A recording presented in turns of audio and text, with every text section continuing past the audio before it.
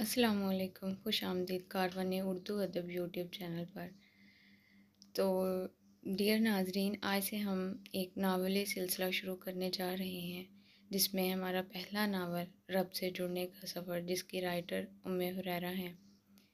ये एक ऐसा नावल है कि जिसमें दो स्टूडेंट्स की स्टोरी बयान की गई है, दो सहेलियों की स्टोरी बयान की गई है। जो एक दोस्त बहुत दीनदार होती है और दूसरी इस दुनियावी आसाइश में गिरी हुई लड़की होती है। हदायत का सफ़र शुरू होता है तो कोई ज़रिया बनता है, और इस नावल में ज़रिया वो दूसरी हदायत याफ्ता लड़की बनती है। आप इस नावल में देखेंगे कि इंसान को ज़िंदगी के अंधेरों से निकाल कर रोशनी में ले आने वाला ये इस्लामी नावल है। इस कहानी से आप सीखेंगे जो हदायत का सफ़र है कितना खूबसूरत है, अपने रब से मोहब्बत कैसे की जाती है, इंसान दुनिया में सुकून कैसे पा सकता है, सबसे बढ़कर इंसान अपनी मौत और आखिरत को कैसे खूबसूरत बना सकता है।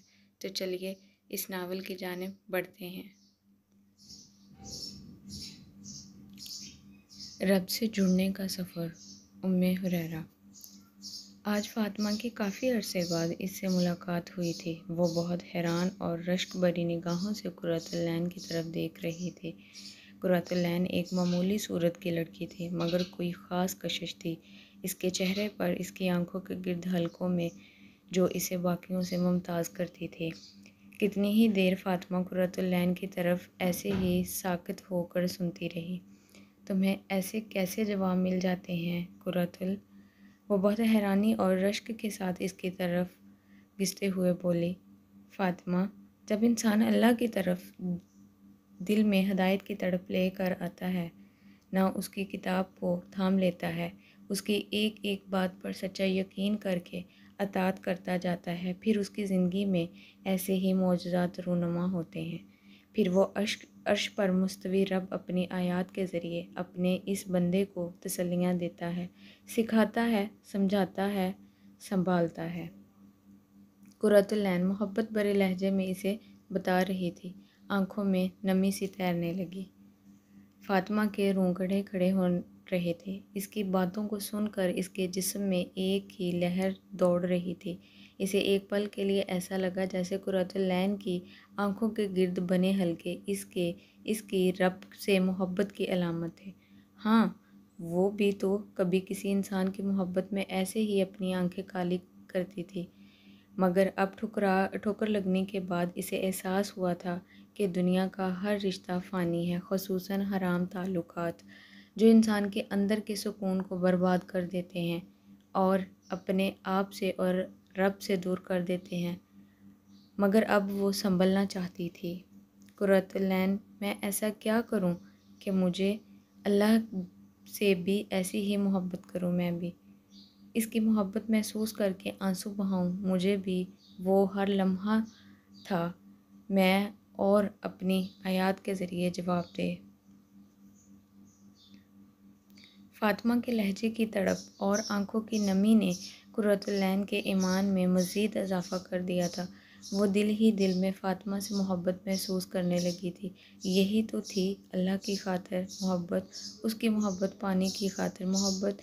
कुर्रतुल-ऐन मुस्कुराते हुए प्यार भरे लहजे में इसके हाथ को थामते हुए कहने लगी, फ़ातिमा, तुम्हें पता है, ये हदायत वाहिद ऐसी चीज़ है जिसके लिए जब तक तुम तड़प नहीं दिखाओगी वो नहीं मिलेगी। तुम अल्लाह के आगे सजदों में गिड़गिड़ा कर कहो कि ए अल्लाह, मुझे हदायत दे, मुझे अपनी मोहब्बत के लिए चुन ले। अल्लाह को दिखाओ अपनी तड़प। तुम्हें पता है अल्लाह कुरान में क्या कहते हैं? वो हदायत देता है अपनी तरफ जो इसकी तरफ रुजू करते हैं। तुम रुजू तो करो, वो तो मुंतज़िर है तुम्हारा। तुम एक कदम बढ़ाओगी, वो कितने कदम तुम्हारी तरफ आएगा। वो तो बंदे की तौबा का इंतज़ार करता रहता है। फ़ातिमा, वो मालिक है, हम ग़ुलाम हैं। क्या दुनिया का कोई मालिक अपने ग़ुलाम से ऐसी मोहब्बत करता है, जबकि ग़ुलाम अपने ही मालिक का दिया खा कर इससे दगा करे? ये हमारा रब है फ़ातिमा, वो हम जैसे बेवफा ग़ुलामों का भी मुंतज़िर है, मगर कदम तुम्हें ही बढ़ाना होगा। فاطمہ حیرت سے اس کی طرف دیکھنے لگی۔ اس نے واقعہ کبھی نہیں سوچا تھا کہ اللہ، وہ تو اس کی غلام تھی جس کے احسانات پر وہ جی رہی تھی، مگر بدلے میں وہ کیا کر رہی تھی؟ نمازیں کیسی تھی اس کی؟ کبھی دل کیا تو پڑھ لیں، نہ کیا تو چھوڑ دیں۔ سب سے ہلکا اس نے لیا ہی نماز کو تو تھا۔ نماز چھوڑنا اس کے لیے اتنا آسان تھا، خواہ بازار جانا ہو یا کسی کے گھر جانا ہو، کسی شادی پر جانا ہو، تھوڑی سی تھکاوٹ ہو، موڈ خراب ہو، پسندیدہ ڈرامے کی قسطوں میں محور ہو، سب سے پہلے نماز ہی تو چھوڑنے کا خیال آتا تھا۔ آج اسے احساس ہو رہا تھا کہ کیونکہ ان سب حالات میں وہ کھانا پینا، سونا یا اچھے کپڑے پہننا نہیں چھوڑتی تھی، کیا واقعہ اس کے نزدیک اس کے مالک کا یہی مقام تھا؟ سب سے کم، پھر اگر پڑھتی بھی تو بس 2-4 ٹکرے مارتی تھی۔ کبھی سوچا بھی نہیں تھا کہ اللہ کے سامنے کھڑی ہو کر وہ پڑھ کیا رہی ہے۔ شرمندگی سے اس کا دل ڈوبتا جا رہا تھا۔ وہ کیسے پلٹے اب، کس منہ سے جائے اس کے پاس کہ جس کی تھالی میں کھا کر وہ چھید کر رہی تھی؟ وہ اس جیسی نافرمان غلام سے کیسے محبت کر سکتا تھا؟ اس کے آنسو ٹپ ٹپ بہنے لگے تھے۔ فاطمہ کے بہتے ہوئے آنسو دیکھ کر قرۃ العین محبت سے آگے بڑھی اور اسے گلے سے لگا لیا۔ گلے لگاتے ہی فاطمہ نے ہچکیوں سے رونا شروع کر دیا۔